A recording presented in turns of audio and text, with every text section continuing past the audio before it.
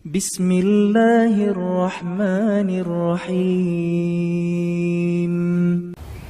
Ustadz, ketika saya punya hajat ingin haji atau umrah atau membangun rumah, membeli mobil, tetapi nggak ada uang, terus masalahnya apa? Ya, apakah amal soleh boleh diniatkan untuk hajat tersebut? Masya Allah. Contoh, setiap Jumat saya bersedekah supaya hajat saya segera terwujud. Mohon penjelasan. Ini biasa, memang tipikal di antara sifat manusia itu ingin beramal dengan mendapatkan kompensasi. Ada, wajar itu, gak apa-apa, itu sesuai fitrahnya. Itu ada di Quran surah ke-3 Ali Imran ayat 133. Posisi paling kanan sebelah atas. Wasari'u ila maghfiratin min rabbikum wa jannatin arduha as-samawati wal ardu u'iddatil muttaqin. Dan bergegaslah Anda memohon ampunan kepada Allah. Kemudian lihat kalimatnya, berharaplah bisa mendapatkan surga yang seluas langit dan bumi. Di Quran mengatakan silahkan Anda berharap, jadi mengerjakan amalan supaya bisa masuk surga. Itu puncak tertingginya. Ada orang-orang tertentu yang ketika dia beramal ingin mendapatkan surga. Lihat, itu bagian dari keikhlasan. Boleh. Ikhlas paling rendah itu ketika dia mengerjakan sesuatu ingin mendapatkan balasan tapi sesuai keinginan Allah. Kan yang perintahkan kita masuk surga kan Allah. Jadi kalau kita misalnya mengatakan saya sholat karena Allah, iya, saya sholat ingin mendapatkan surga, boleh nggak? Boleh, karena Allah menyuruh supaya kita sholat mendapatkan surga. Tapi itu tingkatan paling bawah, puncak tertingginya saya nggak peduli mau masuk surga atau kemanapun terserah Allah, yang penting saya sholat Allah ridha. Itu puncak tertingginya. Nah, apa kata Quran ayat 134-nya? Alladzina yunfikuna fis sarra'i wad dharra. Ada orang yang mengamalkan amalan supaya bisa masuk surga. Di antaranya infak.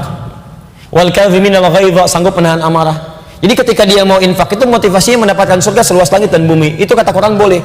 Tapi tingkat tertinggi ketika dia tidak punya pamrih dengan amalannya, terserah Allah. Nah, cuman yang tidak tepat itu adalah ketika amalan-amalan Anda ditarik ke dalam urusan dunia. Itu yang sangat disayangkan. Jadi kalau mau beramal gak usah mikirin dunia, sayang.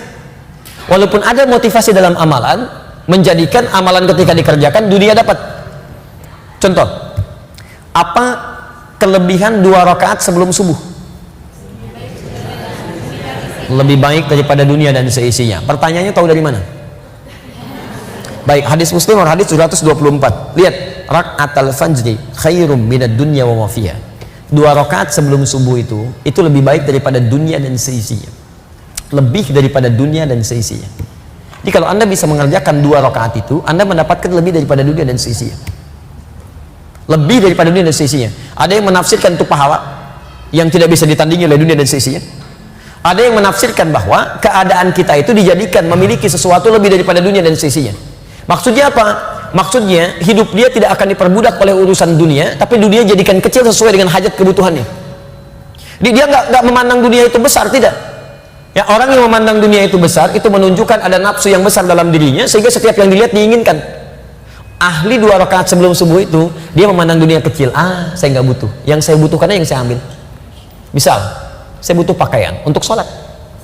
Ketika dia butuh pakaian untuk sekedar sholat, maka dia hanya akan membeli pakaian untuk sholatnya. Yang lain walaupun banyak modelnya, itu kecil bagi saya nggak butuh. Cuman ingin, capek.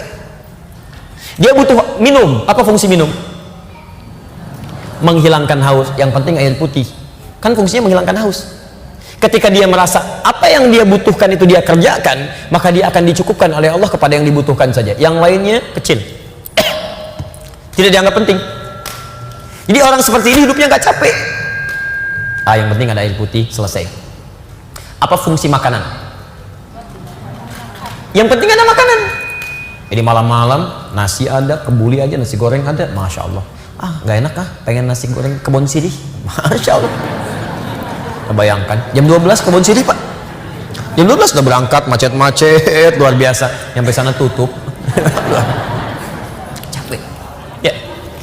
Jadi saran saya, misal ada janji banyak di Al-Quran, misal mohon maaf ya, orang-orang yang infak itu, yang sedekah itu diberikan balasan minimal 700 kali lipat, ada 10 kali lipat. Tapi ketika Anda akan infak, Anda nggak usah mikirkan balasan, infak aja dulu.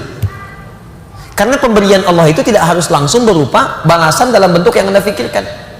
Misal ada orang perhitungan gini, kalau saya berikan 5.000 saya dapat 50.000. 50.000 pemberian Allah itu belum tentu dalam bentuk uang. Kesehatan, Bisa. Traktir teman, kenyamanan, ketenangan. Kadang-kadang itu lebih penting. Ayo pilih mana? Dapat 500.000 tapi gelisah, atau tidak dapat tapi tenang? Kalau bisa sih dapat tapi tenang gitu kan.